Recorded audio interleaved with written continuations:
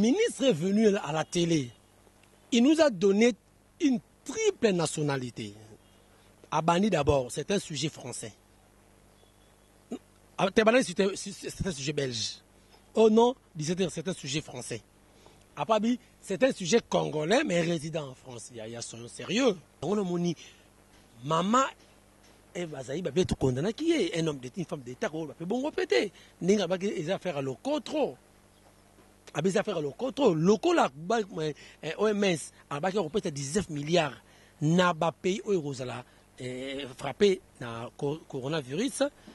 Peut-être ils ont fait ça pour avoir cet argent. Il y a 19 milliards. Mon antemi, Oyokuta Ningara Koufane na prison. Nous t'étais cabal monté un scénario, c'est les bisona, abimi, akebo, diriger na bo. Il y a un scénario, c'est les bisona. Comprendre? Alors, à l'imagité, à Zaki, ce sont des aventures, tout le monde aventure, on va ça là. Nous sommes à Bokangelo na lobby. Ndenge Vital Kamerhe azo kene na justice wana. En français, tous les moyens sont bons pour atteindre le but. Comme la justice, c'est juste pour que laver maboko, trouver innocence. Pour tout ce qui s'est dit, c'est balayé, ignorance. Tu sais que cette ignorance, conscience, nous risquons de mourir en cascade. Nous risquons ce qui nous embête. Un certain Gédon qui a mené na okatanga kuna komene ba dégâts. Ce qui a bimi en dehors, il y a le peuple d'abord wana.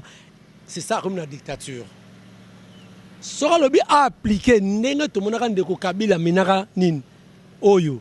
Parce que balancer bebinga basuka ne pas parce que Kabila a comme déjà déséquilibré tout ça. Maintenant un peu comme tandis que Sora lobi a kende Félix a tous les atouts possibles ma sœur. Alors, à l'élo, la difficulté. Le Vital Kamerhe doit nous expliquer comment Basali Mbongo wana manke ba ko fundaka bata OVD muta OVD bakanga qui déjà OVD ataka bakokanga et c'est lui qui ya Bercy wana c'est ces concerts là qui a favorisé plus la contamination parce que il y a eu des gens qui venaient des différents pays hein. Et partout, Chine, États-Unis, tout ça, qui concerne, sans que la France soit, on dit que vaccin wana et il y en a Afrique. Mais quand tout le monde nous connaît que c'est bon, fini. Après chez nous. Maison de l'excellence, Katase TV, bonjour, bonsoir chez vous. Et c'est un goza yakoyeba keboza ebele ya kulanda chaîne bino o memela kabino ba actualité ba news ya monde nazanga mokote na kati ya plateau nazana confrère nanga Jimmy lelo toye na numéro ya actualité o ezoleka na kata monde na kata Congo na biso tozana branche mon côté tozolobela plusieurs branches. Bonjour Jimmy. Bonjour Maman Nela. Parce que je sais qu'avec toi, tout va bien. Excellence, Kandolobi, Katase 13, c'est l'excellence. On en profite aussi, tu es dans excellence. Awa, Naza très heureux. Naza na partagé même plateau na yo. Lelo, je te suis. Félicitations. Et puis, comme ça, on a bien. Na ndenge autour de l'actualité, il y a Mboka Nabiso, il y a Monde particulièrement, il y a RDC Awa. Je suis là, merci à Julia Kaningo, la patronne Nzama Pambolisi Kazali.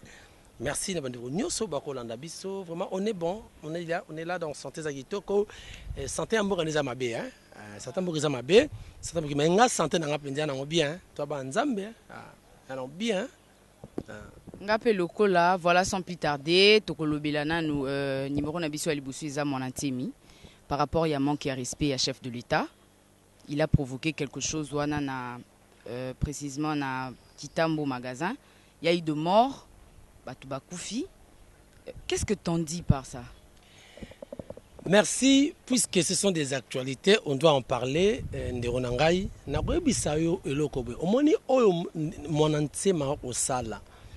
C'est parce que à côté de Kanabatoloko là-bas, Félix, hein, si c'était Naba Otoyebi la fois passée, il allait être arrêté. Surtout Yebi Annes Naba Moga Moussou, mais il peut être arrêté ou tué. Sauf que ce Babomier et Robari bon, en fait, excusez-moi, hein, Nazo Baté qui va bomailler, parce que les gens vont mal interpréter Babomailler.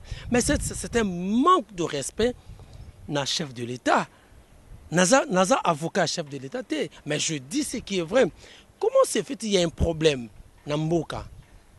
Pas même Namboka, dans le monde. En latin, dur à l'ex, c'est de l'ex. La loi est dure, mais c'est la loi. Pas de rassemblement, pas plus de 20 personnes. Pour notre stopper la propagation, il y a un ennemi invisible autour de Covid-19, il y a un problème dans mon kili. On comprend? Alors, ce qui va ici, église oza église toyebi ke ba salut na biso to sambelaka nzambe oyo asali mokili oyo po tozana na spiritualité tozana na normal parce que na ndenge spiritualité toyebi ndenge nini église ezobunda baboyi église. Et puis je tiens à signaler que Félix Tshisekedi n'a pas interdit les églises. Il a juste interdit les rassemblements puisque ba église écoute anaka bato ebele pour une période de aboyi ke basangana pour éviter propagation. Mais comment se fait-il un homme mystico-religieux comme Nwanantsemi qui se montre au-dessus de la loi? Non, la loi, en fait, la Constitution dit personne n'est au-dessus de la loi. Ce que même le président de la République ne peut pas être au-dessus de la loi. Asa limité la loi. Alors, comment lui peut rassembler plus de... Parce que moi, je les ai vus. Baouti, qui gêne à Bango, à côté, il y a Sakombi, Nebazokita, en arrivant au niveau, il y a la station Macampagne, là où il y a eu, comme déjà l'État Pekisaki, renseigné plus de 20 personnes, au-delà des polices intervenaient. Il y a eu des coups de balle, gaz et Warmakiwana. Mais pourquoi cet homme, il y a mon antemi, Oyokuta Ningara, Koufana na prison? Nous étions cabal monté un scénario c'est les bisona o abimi o akebo ba diriger na bo o il y a na sorte de scénario c'est les bisona comprendre. Alors à l'imagité azaki na ce sont des aventures tout aventure wana o basala wana mais c'est ce qui fait que yé comment ko koloba kenon abima pour akende ko tala bato ya coronavirus c'était ça objectif na yé ba kende est-ce que pour nous tala bata coronavirus il faut qu'on mobilise toutes les personnes, voilà. Tu peux demander 2 ou 3 personnes au Bengi, ok, so Bigi ça bango kende. Kende là, faut kende bango. Ça c'est un manque de respect à la présidence de la République, manque de respect même dans l'institution Mboka. Non. Il va se montrer qui. Ceux qui sont aux États-Unis tout, bah stopper même la production bah bleu envoyer belé. Bah stopper belé, bon mon antemi. Ça, c'est un manque de respect, comme tu l'as dit, c'est un manque de respect. Si c'était moi, je peux ordonner à ce que ceux qui n'ont pas pouvoir, voilà, on peut l'arrêter. Mais pour votre information, le président de la République a ordonné, à mettre en garde, hein, mettre en garde, mettre en garde, Gédéon Kyungu, comment on a un moment où on est là, tout un moment où on doit se concentrer, nous devons être unis, nous devons être un seul homme pour te bouter dehors cet ennemi ou invisible. On a mettre à genoux même un pays puissant. Mais comment se fait-il un certain, là, aux parenthèses, hein, un certain Gédéon qui a mené dégâts. Pourquoi ça? Pourquoi le moment où? Pourquoi le moment où? Est-ce qu'on en a besoin? Non différent, tout à l'heure on en a prêt. Tout s'est réuni comme un seul homme. Tout bouter dehors ennemi pour ceux qui sont embêtés, il y a quand même comme on a avec l'insécurité sanitaire, mais on va mourir par avenue par avenue. Heureusement Dieu est là. Est-ce que acte na bango wana ba posaka acte mon antemi posaka ezalaka dit il y a légèreté à chef de l'État te il y a wana sikoyo eza bon koloba dit na légèreté à chef de l'État. Vous devez comprendre d'où est sorti le chef de l'État, hein? Abimi na parti Moroboye, Oyo Basali, 37 ans de lutte, c'était comme slogan na bango, comme doctrine na bango slogan, c'était le peuple d'abord. Ce qui a bimi en dehors, il y a le peuple d'abord, wana. C'est ça comme la dictature. Sora lobi a appliqué nenga to monaka ndeko Kabila minaka nin oyo. Parce que babanante ba minga basuka ne ba muko parce que Kabila a comme déjà déséquilibré tout ça. Maintenant pas comme Mobutu to comme monante minga ça. Parce que Mobutu était grand dictateur hein. Alors acte monante mi ako sala kawana. Félix ako keneka na cadre il y a constitution, il y a loi. Attendez qu'à Sorbi a Félix a tous les atouts possibles, ma soeur, a redonné qu'à les lots, battre la difficulté. Il en a. Il peut le faire. À ce niveau, on a mon antisémité. Mon antisémité l'a poussé pas à ce pouvoir péter. Mais si mon antisémité c'est parce que, d'autre part, Félix a un moins large. Alors, le peuple d'abord, son asali, mais le président de la République, franchement, il doit appliquer la rigueur. Parce que le fait d'appliquer la rigueur,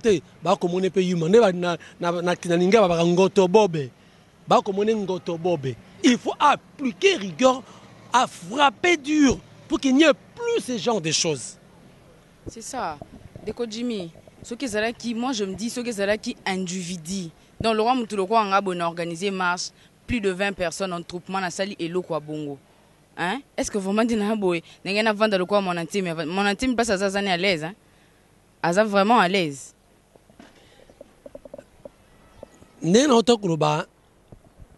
Personne n'est au-dessus de la loi. Ceux qui ont mobilisé vers Bongo, quand ils passent mon intime, balingaki ba intercaler kayo banga ba pekisa yo yo kutu banga ba kangande yo kei tu vois et loko wana skonde indifférence wana mwana ntemi azaka lokwa ngai je sais pas OK mais to bossa na te na poids politique et mo ba mwana ntemi ce sont des personnages moko pour na ba personnage pour le na monde politique c'est-à-dire ya ndimonga na yote ya ndimona yote bonga baba ko Kangangai, UNPC, hein, il faut intervenir, mais j'étais dans le bon. Mais mon antime, c'est un mot le roi Kindoki. À comprendre, Ayebi, parce que Ayebi loua bien. Parce que nous avons Ayebi loua, quel que soit ni attends, on a besoin, je dois laisser pendant. Ils ont la période où mais mon antime, c'est un mot inquiété, mais boy coquille na cachot. Akena kuna ye afana ye mais akopeya yango tout tard kanga akosamba akopeya yango ata lelo tata lobby okomona. Parlons de l'interpellation de Vital Kamerhe au parquet de Matete. Bon eloko d'abord eza dossier moko courant mwana mboka Vital Kamerhe oyo azali directeur ya cabinet. Il y a chef de l'État, Toyebi. Il n'est pas partisan de l'UDPS. C'est ce que les gens doivent comprendre. C'est un partenaire de Félix Tshisekedi. J'ouvre un peu la parenthèse. L'air Bakei Genève. Bakei Genève, Bango Touba pour un leader. Or, représenter population en opposition face à challenger.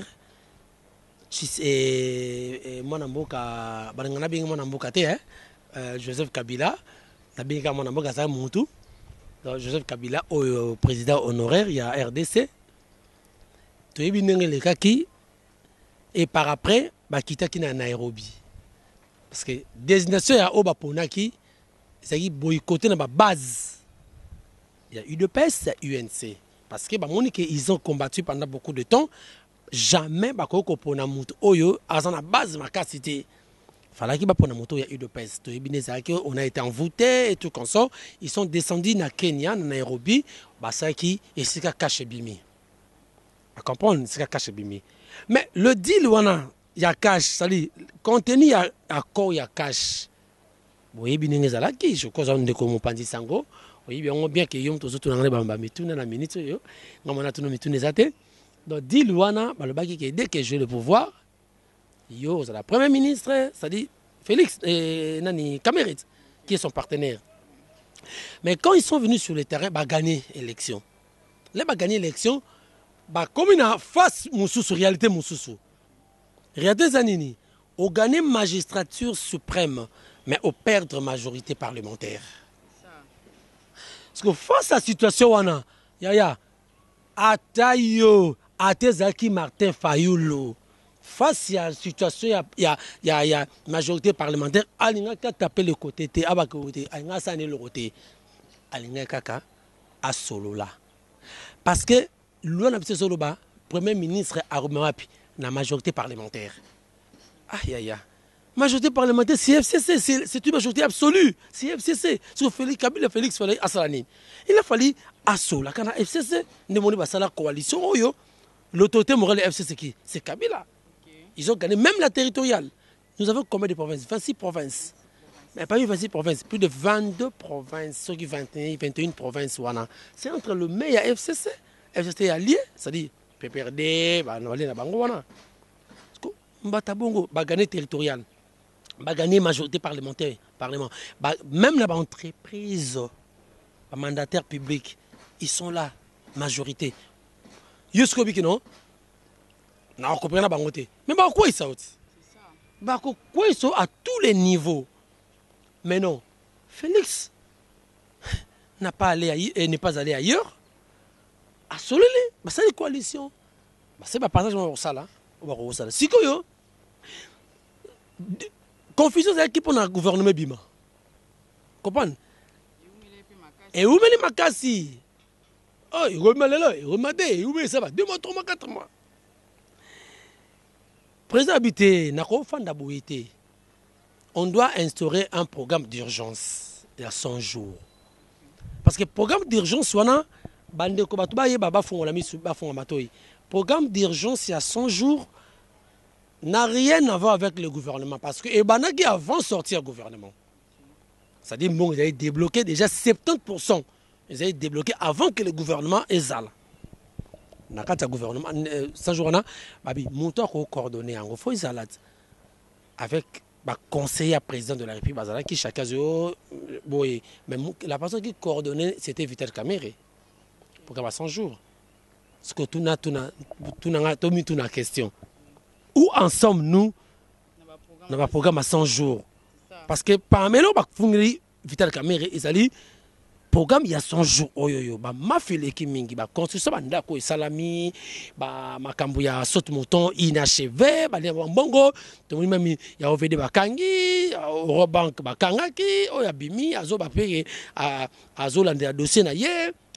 Donc, fundi ndeko mwana mboka Vital Kamere, c'est qu'il fallait qu'il a répondre le lot autour de banayo na parquet général près à cour d'appel ya matete. Les ne font rien. Mais nous avons surpris d'ailleurs qui bande quoi UNC parce que déclaration de Bango, ils sont toujours derrière président de Bango, il y a UNC Vital Kamere, mais yaya tout voler ba fasté. Ndeko Vital Kamere doit nous expliquer comment basali mbongo wana make ba ko funda ka bata OVD muta OVD bakanga qui déjà OVD ataka bakokanga est-ce que c'est lui qui prenait l'argent mbongo avait bima c'est-à-dire il y a eu un coordonnateur muta ndoko pesa et que ba banque azongo atama balé il faut pas traiter en aval en amont et en aval. Comment vous pouvez faire des choses? Mais bon, c'est comme on a dit, est-ce que il y a OVD à quel moment? Non, c'est maintenant. Vital Kamere doit expliquer dans l'État, dans la justice, ndengenini maramana et salamaki. Pourquoi tu committee na situation oyo, parce que muto soki na nini. Na Pascal aucun c'est déplorable et tient des désordres embouteillage n'en parlons pas et ça n'en goûte l'autre et puis toye baté jour ni aussi là ka jour et aussi là vraiment et zoé banate parce que c'est vraiment inachevé presque partout. Est-ce que tu les lots attend mon de Jessil c'est inauguration mon bon moko et si là ka tala niveau ya honte ah non, il y a des gens qui n'aident pas le président de la République, franchement. Je vous dis, mon président Félix Oyo, Naza Foka n'a été, mais président Félix Oyo, Ana Mouté Amounene, il n'est pas aimé, il n'est pas aidé par le sien. Les gens qui l'entourent ne l'aident pas. Et on a, après la Covid, on a lancé un président à revoir na cabinet na gouvernement. On ne l'aide pas. On ne sent pas.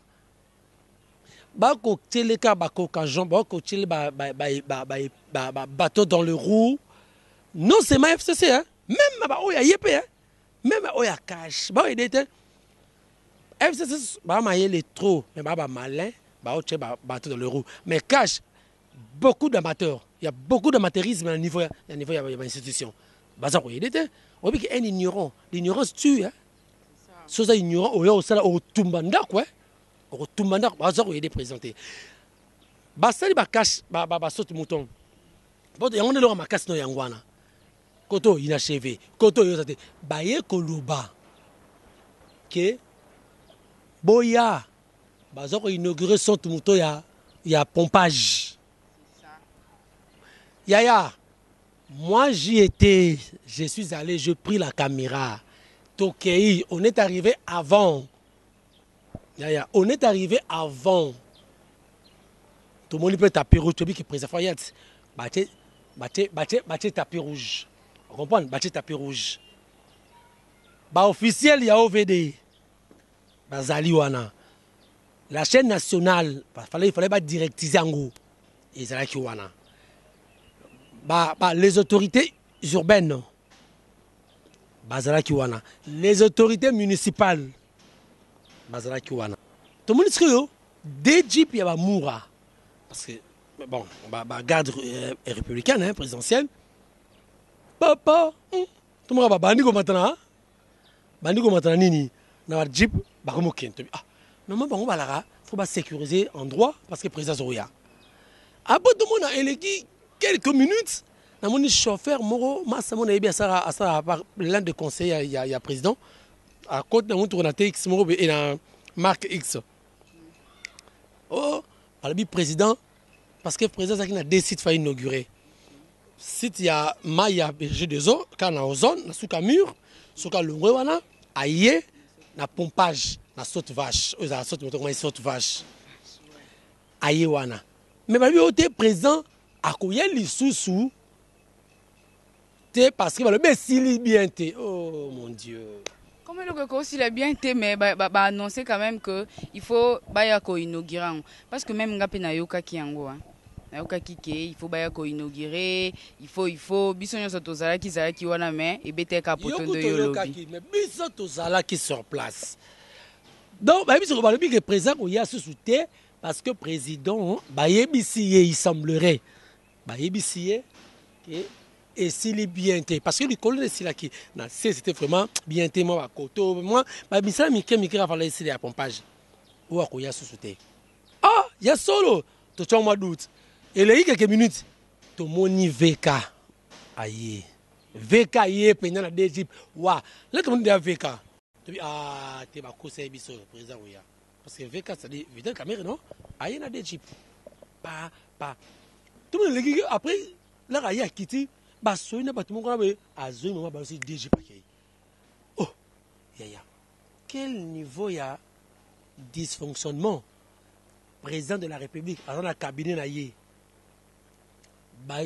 cabinet président Floraya Kotowana mais baber oya souté cabinet directeur cabinet yebité que président oya souté ya yé baza ko apprendre que président oya souté président souka na régie des eaux au niveau on n'aide pas le président de la République on l'aide pas il y a des gens au barrière rapport la poche na bango baza prendre le bimuna bango pour ba bien na bango ba tongaka basala raboyer mais balobaka na français il y a pas de mauvaises troupes il y a que de mauvais chefs dans tout ça tout le monde aura Félix tout et quoi il aura Félix mais or Félix c'est pas tout il n'est pas omniprésent il a ces gens ba représentation na yezali oh ba faut ba aider mais on l'aide pas donc Vital Akei to fan de ti tala niveau ya anarchie na bien anarchie oizo salama na niveau ya présidence de la République. Pas nyonso ndomoni babité Moussa Samaki bienté ndomoni justice faut Félix et Ndeko Vital Kamerhe à s'expliquer par rapport il y a programme à son jour il y a gestion nango na niveau il y a justice Mais, faut révéler le moko. Ce n'est pas en vain Nabanda qui n'a pas encore signé. Fidel Kamere, c'est un partenaire, il y a Félix. Bako sala tuka ba laver monoko. Vous comprenez? Nyoso bako sala ata bo kangelo na lobby. Ndenge Vital Kamere azo kene na justice wana. Baloba na français, tous les moyens sont bons pour atteindre le but. Bako memeka na justice, c'est juste pour que ba laver maboko ba trouver l'innocence na ye. Pour tout ce qui se dit na c'est et ça balayer ba soukole maboko. Et là, on a dit qu'on a dit que innocenté. Donc, ça les bisos et locaux au pot, pas harmonie, état de droit, oh, bah, se frapper. Ah, ok, naïe, arrêtez avocat, mais par après, on est en train de lui laver le main. Vous comprenez? Dans tous ses soupçons. On va soupçon tout, bah, on lave les mains beaucoup. Quand on a vu ce ces missions, Vital sera innocent dans tout ce qui s'est dit par rapport à Naye. Nzamba sunga Congo na biso toza na bakambi ya bien ba obo kamba mboka na biso na ndenge ya bien pour que biso peto vivre bien. Parlons de vaccin. Ba obi vaccin et monani déjà pour la maladie au corona et ko bongisa et ko bikisa boy. Docteur Mouyembe, corps médical a accepté vaccin ya COVID-19 a accepté mais e banda liboso na mboka na biso Kinshasa o toza na ba cas vraiment te ba cas eza. Mais eza vraiment te le quoi ba pays mususu nde to yoka. Mais le corps médical a accepté un. Ah. Ndeko. D'abord au bet non c'était le moro parce que eza actualité. Les lots monde déjà frappé. D'abord, on a ici ma COVID-19 wana batbak le coronavirus disease qui a été découvert en 2019. De mon avait un COVID-19. Et ben on a Chine, oui qui va novembre zanango. Yambo bon ndormo ko bana lobité que ah oui ça déjà. Je n'ai pas dit non plus que ah oui ça pété. Pour les gens interprètent mal hein. Oui, bien, en novembre, décembre, tu as bien beaucoup de facilité. Oui, bien. Et on a bien de pour Ebana déjà, Chine, là. Bâton, parce que déjà, Chine, tu as aux ongles, tu as aux ya, ça dit, ils ont en Chine, na yuan. Et il y a un ma casse, n'est bête, 2020, awawa, février, mars, n'est coutunde, maman, catastrophe. Donc,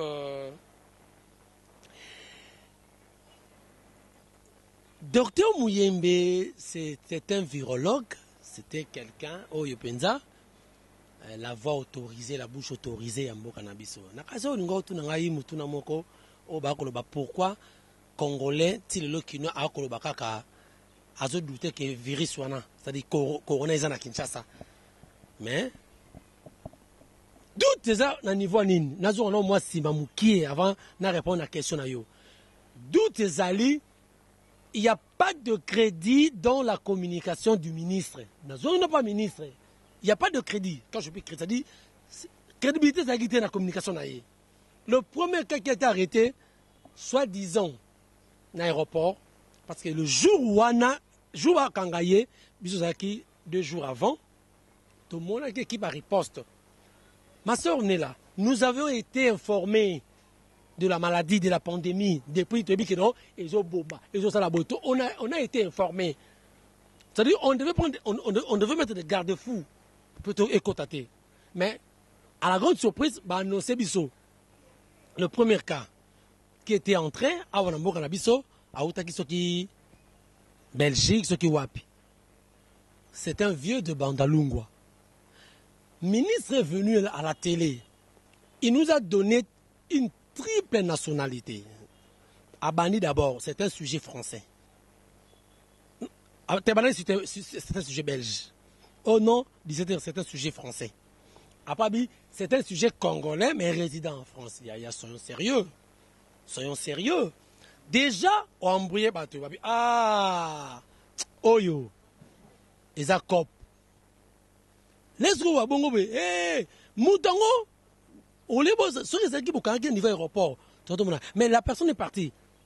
Pendant la belle vue, accueilli Ngalema, a une abandon la famille, après 2 jours, tout le monde mis à quarantaine. Et puis lui-même a déclaré que non, Ndenge Zawana, il y a un côté, mais le roi Kangi, bon, mais pas qu'on soit bien. Mais 2 jours, déjà ça crée ministre, la voix autorisée, la voix officielle.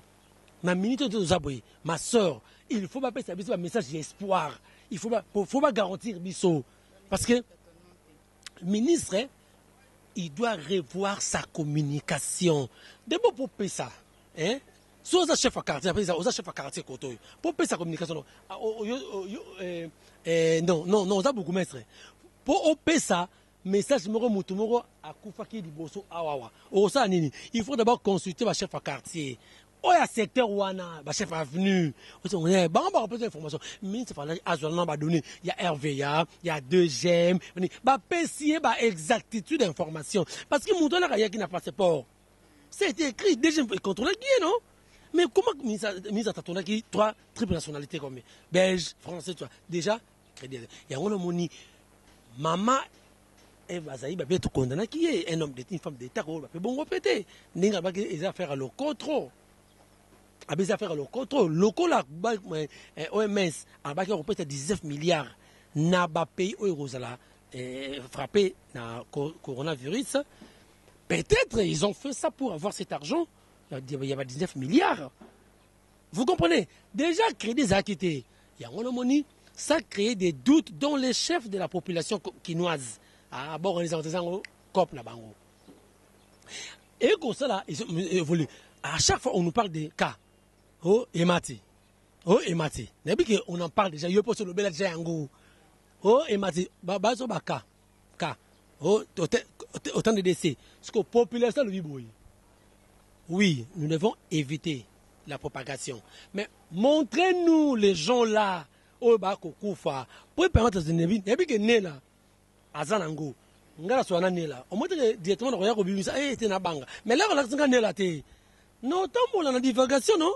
Ah, na ko panzango. Mais to ko mona batango te. Et puis la plupart des gens oh ba koufi. La plupart des gens ba koufi. Ce que mon gars a par rapport famille ba oh a fait un cancer, oh a fait un ngote, oh boye. C'est-à-dire oh a fait un poison.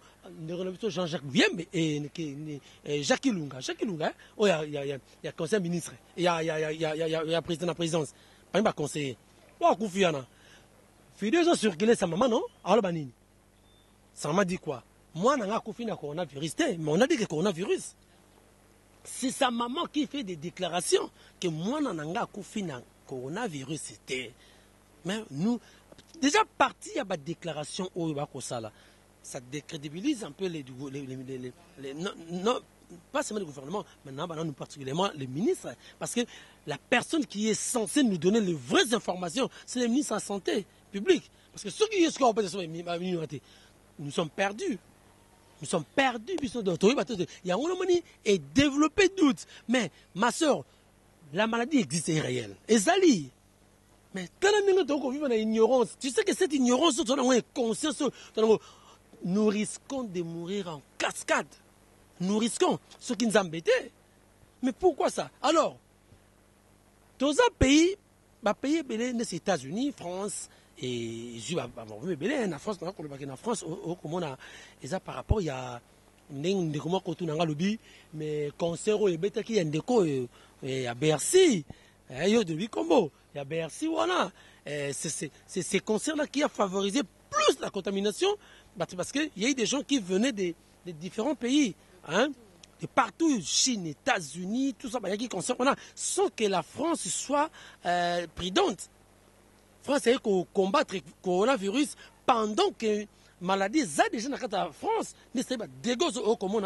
alors nous avons eu la chance de connaître ça avant.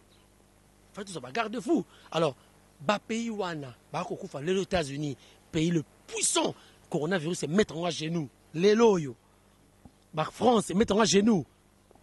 Alors balobi ça la vaccin parce que nous avons une question de vaccin wana. Le vaccin est boycotté, tout va voice non, vaccin wana ndenge zali boye. c'est pour l'élimination. Je ne confirme pas. Je dis c'est que Oyo Ekobima. On a confirmé en Tenano. Balabi, et ça, le vaccin Oyo, Bakolo Babatu, pour éliminer les Africains, et ça déjà, le vaccin pour makila il semble makila bato bazaki atteint pour bakufaki selon dire auto kolanda parce par na toile hein et zolobama mais ndeko na koyebisa ok lorsque parce que vaccin a toujours un rôle préventif hein c'est pas curatif et non préventif toujours prévenir toujours vaccin mangouélé à l'époque toujours vaccin belé toujours vaccin belé rougeole à l'époque toujours vaccin ne utaka poto et utaka mine basala rango ça va miner ça va bisoter ça va miner mais oh ce qu'on a comme particulier le biki non et ça ils ont éliminé biso man nilande ronangai Muyembe les professeurs, le docteur Otto qu'on respectait Mingi, lui a accepté cela. Mais nous avons préféré. Pourquoi pas? Nous ne sommes qu'une goutte de na kata mer. Otto a le 161 cas. Plus que 11 décès na koyo kawana. Parce que tu as maîtrisé peut-être un mot autant de décès. Oh boy na boy. Tout ça. Et puis, nous avons capé 65 bazar Cameroun à la guérir. Et cause à la guérir 65 61 personnes au bas à la guérir mais ils en ont mais 5 déjà pas guérir parce qu'on a tenu guérison ça qu'est-ce qu'il y a personne capable de les prendre la personne va nini to éviter mais bas à guérir bah ça veut dire bas à guérir tout comme on appelle petit seco aux autres bien de papi de Jimmy plutôt pour nini bateau 65 o wana bazobika wana Kisi bon ba pesi batouana. Pourquoi pas couper sa biba misou pour ba misou kaba bika kamba moko. Pourquoi nous amener seulement le vaccin et pourquoi le vaccin il faut bandaka ka na Congo. Ya wana sikoyo. Muyemba gere ndima keno sikoyo. Banque mondiale et PCI RDC a reçu 47 millions de dollars pour la compte Banque mondiale. États-Unis RDC a joué 6 millions de dollars, ça fait 53 millions de dollars. Ce n'est pas que la présidence ou les autorités du Congo va monnaie santé à la population congolaise. Ils ont vendu la santé à la population congolaise parce que si réellement vaccin Oyo, ils ont dit vaccin Mokoboye, il y a normal, il y a bien, ok, mais il faut qu'ils expérimentent ça. N'a pas pays le plus touché to yebi nous sommes un pays nous il y a passé ce qui va Niger Afrique du Sud il y a des morts ba expérimentons non ba mboka wana comme ba États-Unis ba expérimentons ba Italie na ba Chine na ba France et par après chez nous mais nous ne sommes pas des cobayes nous ne sommes pas d'animaux oyo ba expérimentons pas na biso pourquoi toujours nous qu'est-ce qui s'est passé derrière tout ça qu'est-ce qui a justifié d'abord le choix à RDC pour expérimenter le vaccin. Pourquoi?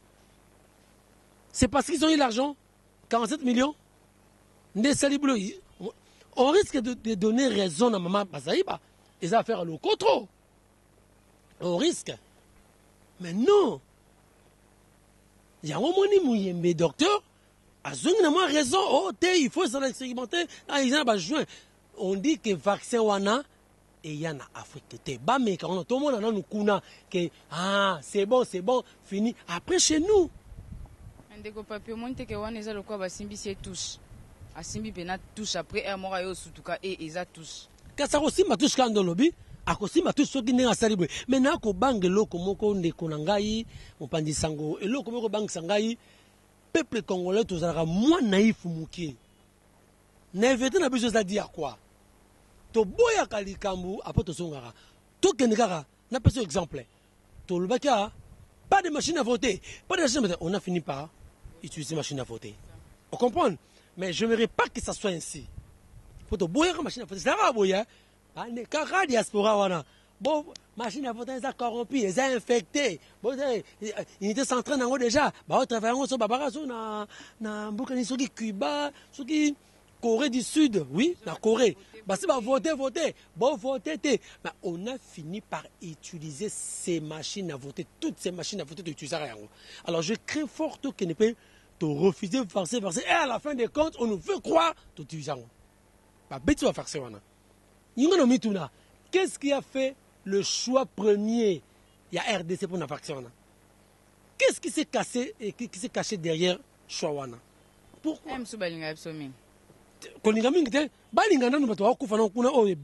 Parce que et puis d'après nalandaki docteur Moko Boye na niveau ya Libanda aza je crois aza mona moi il doit être belge selon ba expérience na bango basali balobi que coronavirus oyo na ba pays comme biso ba mboka na Afrique comme il y a chose ali makasi moto ba résistant makasi te yango moni ba senga biso mela kabila ya moto ya mai mingi ya ba eau chaude ko sabilo ya nini parce que virus on a résistant makasi te na chaud tout ça moins chance ya wana moins chance alors to respectera ba mesures sanitaires tout ça tout ça maboko tout ça nini to respecter yango et on sera guéri maintenant ko lunga so eloko moko boy tous ces tradis praticiens oyo basalaka basalaka du matin so nga nzamba bokono oh béton oh ngai olala te okozwa mwana baituza baplate médicinale te mais où sont-ils passés bazasko wapi parce que bango babanzema bokono opesa bokono ti coronavirus eza bokono baya baleka balisa ministre ke non biso tosali boye muyemba kozala na ye muyemba azali na ye babi muyemba yo traité oza no virologue mais sikoyo tokosala nini boya bolesa so banzete bokendaka ndeti mutu mona monaka yebi akopérana na bona atangi nkombo te akopérana bapigme bokende na forêt équatoriale bozwa banzete boyaki no nzete oyo toexpérimente yango na bokoko ntango mosusu excusez-moi ils sont passés où peuple congolais to comprendre miyibi to comprendre coronavirus eroleka nango o bakozala sauve tokotikala mais tokomona topesa susu confiance te na ba oyo tu baleka du matin midi soir na batv onga nzambe beton onga moye onga boye pesa boye ongai nakobikisa yo boye okozwa obota non eza baaventure osala biso le moment yango oyo po ebomisa bayini na bino coronavirus yango oyo moto moko azomona te tozana besoin tomona banzambe ya babokono nzambe ya bokono buza wapi ya coronavirus. J'ai guéri toutes les maladies. Nga malade wana eza mukie po na nga. Coronavirus pe balabara toutes les maladies. C'est-à-dire toutes sans exception. Donc toutes sans ça ma parole mensongère. Le mot est mensongère parce que balabara toutes les maladies sans exception. Quand on dit toutes hein, on est dans le français hein, toutes veut dire sans exception. Ils sont passés où? C'est de l'aventure. Tout le monde a bino pe bato bo guérir ça toutes les maladies wana tout le monde a bino. On parle de Gombe. Gombe ya Kokanga. On a confiné toute la commune de Gombe. Tout le monde est à la maison, tout le monde reste à la maison pendant 2 semaines, je crois. Pendant 2 semaines. Est-ce que après avoir confiné les gens comme ça, solution est à la nini? Le confinement mai. Et le confinement pépé. Tu es dans un contre té. Président Félix, nous vous aimons beaucoup. Il faut que les choses marchent. Et ça, les confinements pépé. Là, un exemple. Si réellement, coronavirus est zali à Wana Congo, à Kinshasa, Yaya, beaucoup de gens seraient morts. On serait morts en cascade, je dis, avenue par avenue, parcelle par parcelle. Franchement, j'ai parlé avec quelqu'un dans la Chine. Abini bo sara na coronavirus ya. Quand j'étais hier à Massina. J'étais hier à Massina, je te dis, on était comme ça, hein, entassés. Hein. Bon, tout le temps. Hey, ça dit? On a dit non. Le gouverneur a été coupé ça. Ultimatum, en fait, après ça qui confinement par intermittence, hein, pendant 3 semaines PKK, mais un confinement, confinement total intermittent. Or, quand on parle déjà de l'intermittence, ce n'est plus total. Parce qu'intermittence, déjà, vous avez mis 4 jours, 2 jours au Sumiloko, vous avez zongi, ce n'était plus total. Et ça, intervalle, tout ça. Quel genre de pays, quelle anarchie, ma soeur. Alors bien, le lot, Lobinabutu, balongo les mesures, on va annuler. Ah, ça ne se pas. Oui, il pas défendre. Bon, oui, vous avez gagné là. Je crois aux amants à moi, c'est. Oui, bien, tout ça là qui, tout ce qui est dans le film, mango. Bat pas quand même, bat pas défendre bongo. Après, il y a le bio exalité. Le président n'a pas été au courant. Non, ma soeur. Non. Vous pensez que le président, une autorité urbaine, a soit décision en disant que, je dis, pas de sortie, sans que le ministre de l'Intérieur soit au courant. Parce que, à instruire police, bon, ça a suivi à mesure, voilà, non? Alors, police, ils ont dépend du ministère, ce n'est pas de l'Intérieur. Et quand on dit ministre de l'Intérieur, c'est le ministre de l'Intérieur, chef de la territoriale. Et qui dit chef de la territoriale? Quand le ministre dit un ministre d'État, il est au courant. Le président, c'est au courant. Aïe. Pourquoi on peut nous tromper? Nous ne sommes pas d'enfants quand même. Mais est-ce que ça copie confort tende ba pays mususu ba confiner ba tunandaku? Est-ce que ça copie été? À part la copie, c'est de l'anarchie. Pourquoi? Le gouverneur a eu une mesure, le président est baguetté. C'est faux. Le président est au courant. Il doit être au courant. Comment le gouverneur, ceux qui président sont au courant et que le gouverneur a eu une mesure, moko penza, sans yeba. En tout cas, papa Félix, dans le but qu'il faut revoir Mboko. C'est de l'anarchie. Ça ne se fait pas. Ça ne se fait pas. Un gouverneur. Et puis le gouverneur, il y a Wapi. Il y a ville Oyo, et la capitale. Et c'est une institution Zali. Et c'est le président de la République, chef de l'État, garant des institutions à Fandaka. Pas une mesure, Moko, 2 jours après, 1 jour et 24 heures, annulango, et que le président va quitter. C'est de l'anarchie. Et puis, tout le monde va confiner. Ba confinera ma poto nobi copie oui ça qui copie coller mais copie coller ça qui et ça par rapport il y a mesure OMS a PCP OMS parce qu'il faut éviter propagation tout ça il y a OMS mais ce que yo na kati ba mesure OMS PCP et ça na ba ajout wana ba président faut pas ça les alliés nini les alliés conformément à la situation socio-politique socio-économique ya mboka na bango. Mais biso na France tondenge moko te. Biso toko za confiné total. Matin, bon confiné moko ndenge France sali mboka mobimbabe. Totalement. D'ailleurs, quand vous fuyez les coronavirus, vous êtes confiné. Oui, les grands ennemis eux kobomayo, ils anini.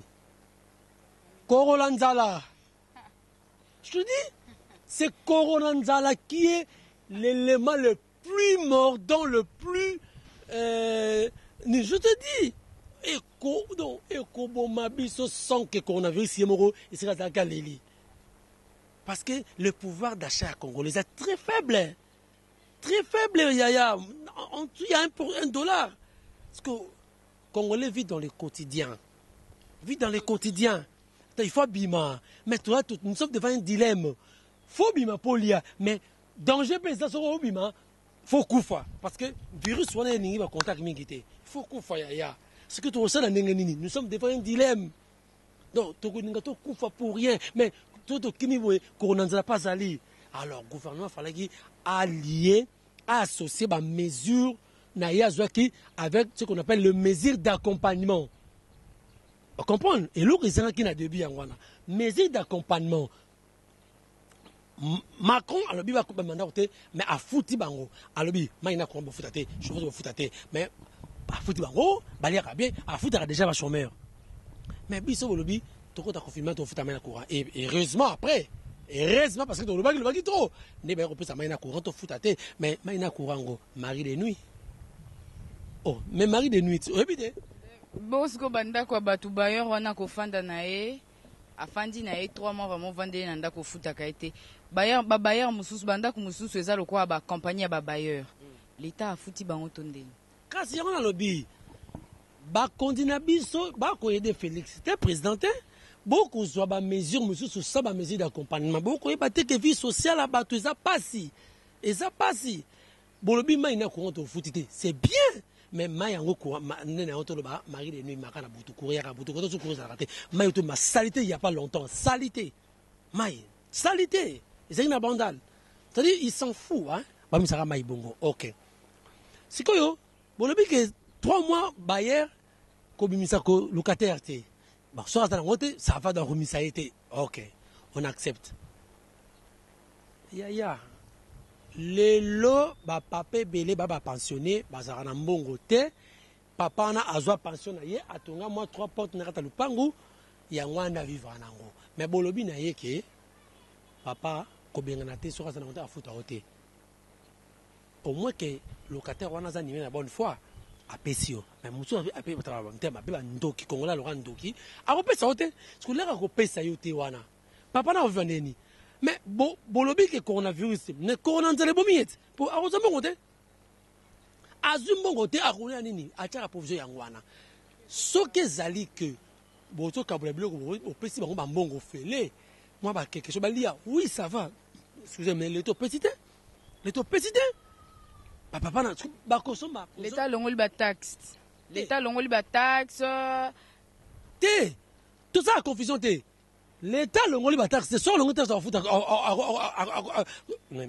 ma contribuable nous sommes des contribuables bon ba fout ba sola et où ta wapi mais pas taxe ba impôt l'État allégé il faut nuancer ça là l'État le ngoli ba taxe c'est allégé ba o monsieur ça ba journée à l'ongoli mike mais allégé pour nous permettre makambo ebele mais nazo ka pour votre information ba mituka pour ekene ba ya basola ndé ou na biloko na ba Congo central plutôt et il y a nango awa on comprend ba tcha mitu ba soda ba véhicule on a coup de chapeau vraiment ba voulez bien ba ken mais ba ya ko tra biloko pe na combien ngana ninga yibi to ba mesure d'accompagnement bo tche boye bo zui boye ne bo biloko na mutu ba soda boye ko te kasaka funa 10 000 francs bote qui ça funa 10 000 francs wana moto nyonso roza na mesi parce que boroza biloko kablo fete to sai be na Kinshasa bote qui na un prix raisonnable bote qui ça funa 10 000 francs bote qui ça loso bote konta ata na 20 000 francs bozibi bandunda oyo ya tu peux imaginer le jour on a ndunda te comme na 5 000 pour nous 5 000 francs congolais 5 000 francs ya c'est vraiment malheureux bon ça dit ba mesi na kademana on trouve ça bien. Alors, bozi va confiner Gombe. Bolobi se après, tu vas potre là bas confiner bas désinfecter bas boaka. Mais bon petit déjà 3 jours information que va confiner Gombe. Mais batouana ya Gombe wana. Ba longo déjà ba lundi ba vendredi ba côté c'est-à-dire so azaki nango aye na cité na bande na ngiringiri na kitambo atiki nango. Ba bibi mi belé. Il faut pas que Gombe zali, il y a pas trop d'habitants hein. Gombe zali ba venon.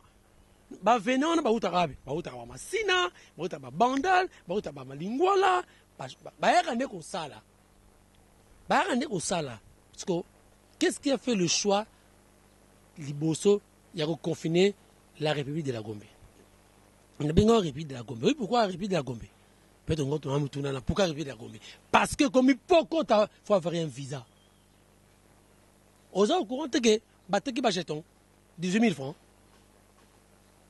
Donc pour Kota Gombe, il faut sauver le visa. Hier, jusqu'au. D'habitude, ceux qui restent au courant, jusqu'à 18 heures, plein de gens, bas côté Kabajeton, même là après, ceux qui donnent 500 francs. Pour nous circuler dans Gombe, pour nous journal Lélo, qui va 18 000 francs. Il va confiner, il va faire un jeton pour nous circuler. C'est ça la question. Pour quelle raison?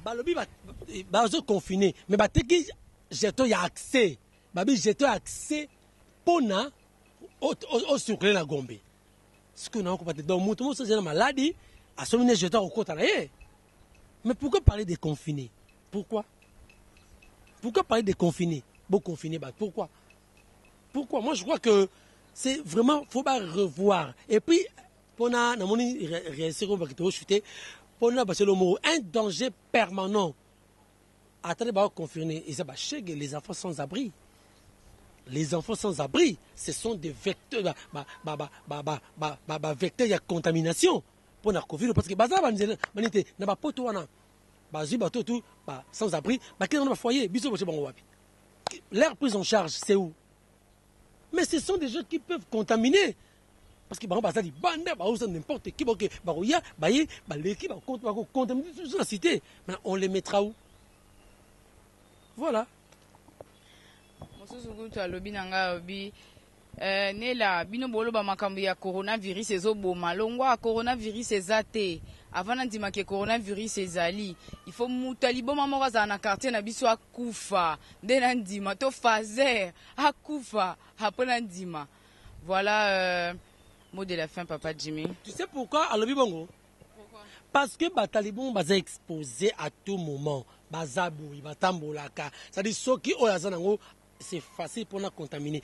Mais je suis pas à Gombewana. Tout chuté. Je suis à Gombewana. Et ça parce que sans remarquer, chose drôle, hein. Talaka bateau bakoufi, na coronavirus. Oh, attends la biso awa. Ora, motoya. Oh, dire kaba. Oh, conseiller. Oh, ministre, oui. Oh, mon est-ce que ceux qui déjà n'ont pas de lobby, ou ceux qui viennent m'embrouiller na coin à Kouilo à Koufi, na Corona, oh, qui s'abongo. Mais tout rara. Oh, du moins, tu as na flat, na lemba. Azaki na flat. Oh, mouton, ça dit, c'est ça. Il y a un moni congolais comme c'est comme si maladie, on a ici dans l'autre barreau, ça biso, et ça va pas poto. Poto le belango. Coronavirus est importé, hein, et ça pas bisoté, hein. Et il y a qui kouya. C'est-à-dire, les nantis, les bangs ba voyage à mingi, bangs ba elibi sur le kouana. Alors, ceux qui bangs ba contaminer biso tout, koufane tout tard, tout alaka. Ah ouais. Na yango pour dire que, pour te chuter, nga kosenga papa Félix a instruit penza, surtout ministre de la santé. Tolingo longwate démissionné te, mais pensa biso crédit na ba parole na yo. Pensa biso ba parole l'espoir. Et puis docteur Mouyembe, le peuple d'abord. Il faut faire ce que veut le peuple. Il faut faire ce que veut le peuple. Comme ça, c'est notre cas, parce que on a un monopole, on lui dit que non, je vais imposer les vaccins. Non. Ça là, le peuple a lingui, non, niet. Bon, mais quand on a pas vaccin, le Congolais, Tokobika, Tozali sûr et certain, on a dit que nous sommes 91. Nous sommes 91, ou 41, nous sommes les enfants. Nous sommes dans ce monde, mais nous ne sommes pas de ce monde. Tout ça va passer, ça passera. Matthieu 24, 6, au Romona. Ça, ce n'est qu'un début du commencement. Toyebi, ça c'est un avertissement. Nzambe tokoleka, il y aura la joie. Et ça va façon de non, tout sakane mingi, homosexuel mingi, valider on va payer belé. Nzamana kanda. C'est lui qui a la décision. Moutaleki a frappé biso. Coronavirus, tout le monde est sous des morts. Oh, tout ça, tout na moto nini. Oh, ça kanda nzambe. Les nzambe. Mais biso congolais, tout le bien nous sommes élus de Dieu, nous sommes choisis. Ça passera. Attendez, Antonio Guterres, il y a ONU, secrétaire général, ceux qui ont payé Oyo, nous allons développer, ils ont frappé. En Afrique, ce sera le pire. Il se ment. Il se trompe plutôt. Il se trompe. Lui n'est pas Dieu. Dans le bien, secrétaire général, ONU n'est pas Dieu. Oya Lobby, ils ont pensé naïe.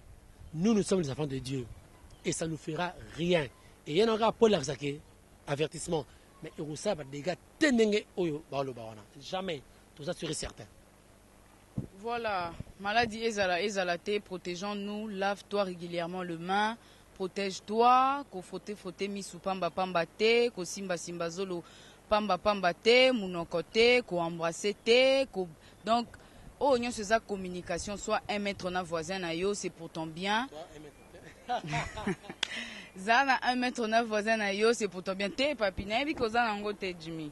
Parce que ça la confiance, on a confiance. Alors, na bi ko zana ngo te comment magate c'est ça. Na bi ko zana ngo te, mais pour eux, il faut pas se protéger parce que tu vois tant on a déjà contaminé, aucun nanda ko contaminer famille na yo. na famille na on a peut-être besoin na ba bonne et tout au compte ba camarade qui a contaminé, tu vois comme ezo panzana. En tout cas, protégeons-nous. Et aussi, et loko eza vraiment bien que ça les a prions pour que Dieu nous protège. Prions pour que cette maladie ne nous atteigne pas, que ça n'atteint pas nos familles. Il est le maître de temps, oui, le docteur par l'excellence, l'omnipotent, l'omniprésent, l'omniscient, le docteur par expérience. Voilà derrière la caméra, je vois... Voilà, ndeko papier a déclaré Mbotenae. Non, en fait, c'est vrai, merci beaucoup. Nandengo Yambingaï, na émission, je crois que c'est pas la dernière fois, ça sera à tout moment où vous aurez besoin de moi, je serai là. Pour recevoir la plaisir à prendre avancement. Merci na la patronne Julia Kanengo. Babi, faut réaliser un rêve, moi, ma promesse c'est là, bien. Merci beaucoup d'abord, mais, Banerotum, oh, Balaninga vraiment, et c'est à Bessino Libakou, hein. La bolimbi sangai tamsuna sali boye mais na bika za vérité on na yebi yangwana donc boteninga rigueur te ceux qui m'ont remarqué zali ce n'est pas un problème je crois numéro na bango zali ya ndeko na zali boloba to bongisa rapport na prochainement donc mbote na chamate na boyembe kuna na Orléans mbote bandeko be na na confinement ba tout est confinement aussi nango to ko na biso libre to yara ba poto na to na biso merci beaucoup. Voilà, merci beaucoup. Derrière la caméra, je vois Bob Sakadika, Mobali Ambiji, Mbotenayo. Merci mingi na Julia Kanengo, Mwasi ya Congo. Merci mingi na Ornella Moussaou. Merci mingi na famille Bayolo, famille chrétienne, merci beaucoup. Merci aussi, merci beaucoup, merci vraiment ya mingi na Papa Dad, na apôtre Dadi Béni Félix Chimwang. Merci beaucoup na ba prière na yo oyo ozo soutenir Congo. Merci beaucoup. Abonnez-vous massivement et restez toujours branchés dans votre chaîne. Oye la Rabino toujours ba actualité na ba news. Bye bye.